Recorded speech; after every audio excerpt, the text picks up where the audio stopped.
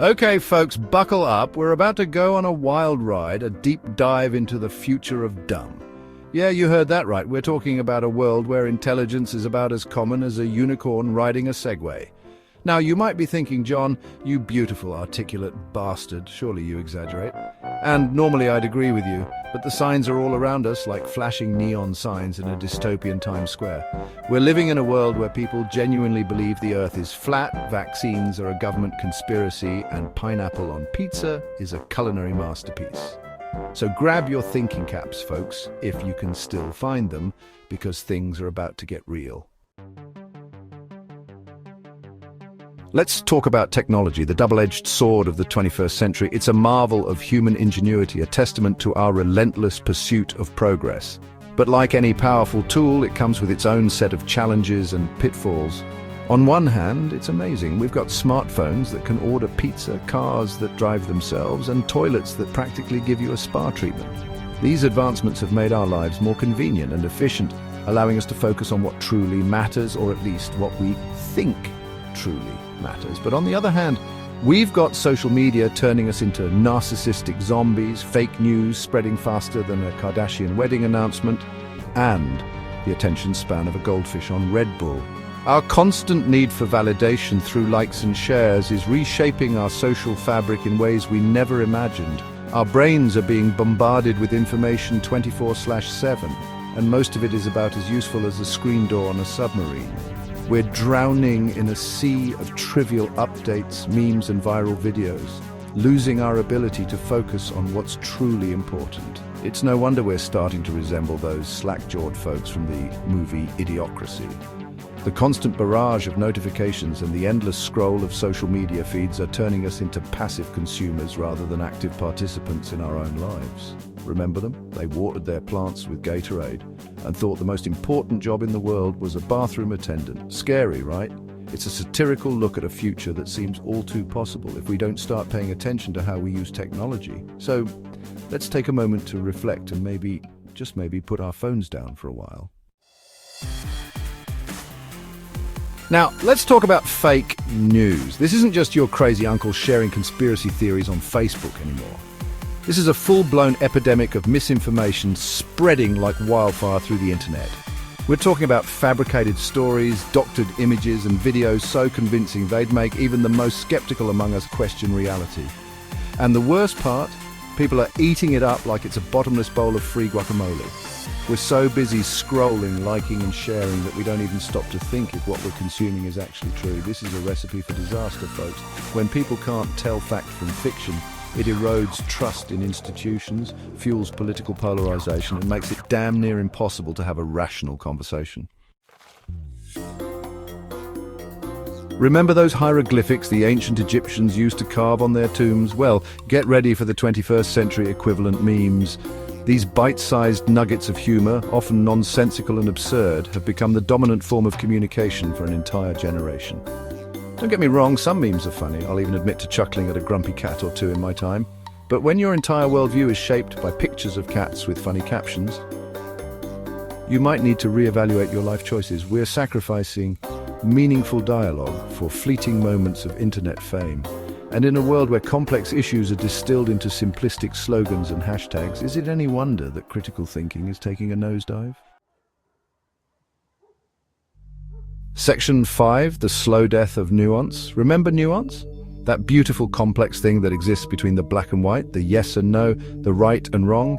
Yeah, well, it's dying, slowly, painfully, like a houseplant that's been tragically overwatered. In the age of social media, every issue is reduced to a binary choice. You're either with us or against us, woke or asleep, a sheep or a free thinker. There's no room for discussion, debate, or understanding. Just knee-jerk reactions, virtue signaling, and a whole lot of shouting into the void. And that, my friends, is a one-way ticket to idiocracy. Section 6, can you hear me now? The erosion of attention spans. In today's fast-paced world, our ability to focus is under constant assault. Everywhere you look, people are glued to their screens, whether they're walking, sitting, or even trying to relax in a park. Remember those halcyon days of yore when you could sit through an entire movie without checking your phone? It seems like a distant memory now. The urge to check our devices has become almost reflexive. Or read a whole article without your mind wandering off to the latest TikTok dance craze? Yeah, me neither. It's as if our brains are constantly seeking the next hit of dopamine, the next distraction. Our attention spans are shrinking faster than the Arctic ice caps. Studies show that the average human attention span has decreased significantly over the past decade. We're constantly bombarded with notifications, updates, and breaking news alerts, all vying for our precious, fleeting attention. We skim headlines, barely absorbing the information before moving on to the next thing. We scroll through endless feeds, our thumbs moving faster than our minds can process. The sheer volume of content is overwhelming, yet we can't seem to stop. We devour information in bite-sized chunks, never fully digesting any of it. This constant state of partial attention leaves us feeling scattered and unfocused. And then we wonder why we can't seem to focus on anything for more than 5 minutes. The ability to concentrate deeply on a single task is becoming a rare skill. The ability to focus, to concentrate, to delve deep into a subject, that's what separates us from the goldfish, folks. Yet in this digital age, maintaining that focus is an uphill battle.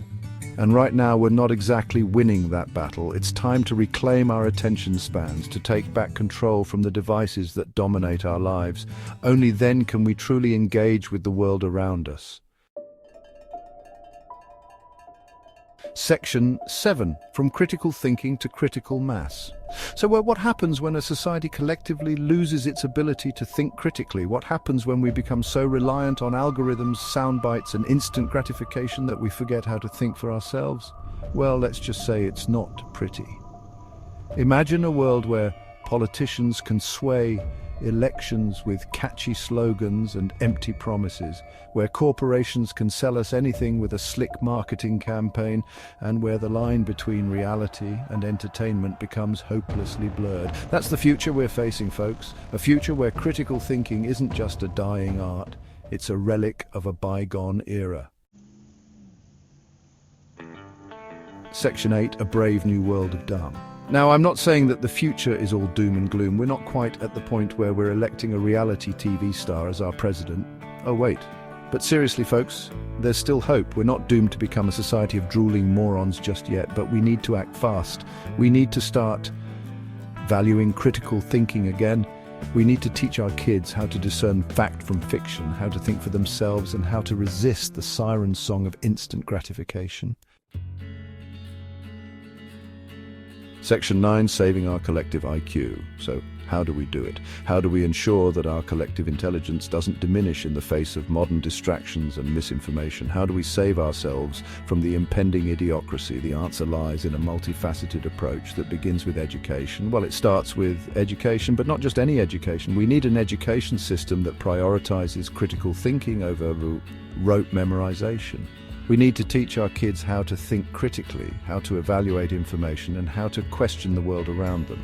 They should be able to spot misinformation and recognize logical fallacies from a mile away. This is crucial in an age where information is abundant but not always accurate. We need to encourage curiosity, debate, and the understanding that not everything is black and white. Life is full of nuances, and our education should reflect that.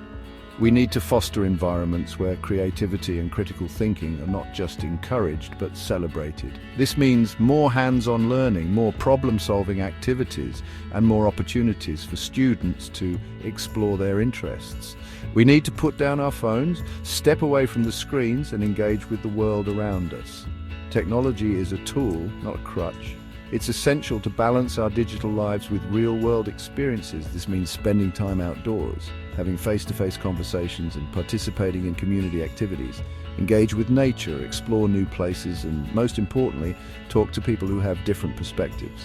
This broadens our understanding and makes us more empathetic individuals. Talk to people who disagree with you. Read books, think for yourself, challenge your own beliefs, and be open to new ideas. It's time to reclaim our brains from the clutches of the internet and start using them for their intended purpose: to think, to analyze, to question, and to grow. We need to create spaces where ideas can flourish, where people can come together to brainstorm and collaborate. This is how innovation happens. Because if we don't, well, let's just say I've seen how this movie ends and it ain't pretty. The future of our collective IQ depends on the actions we take today.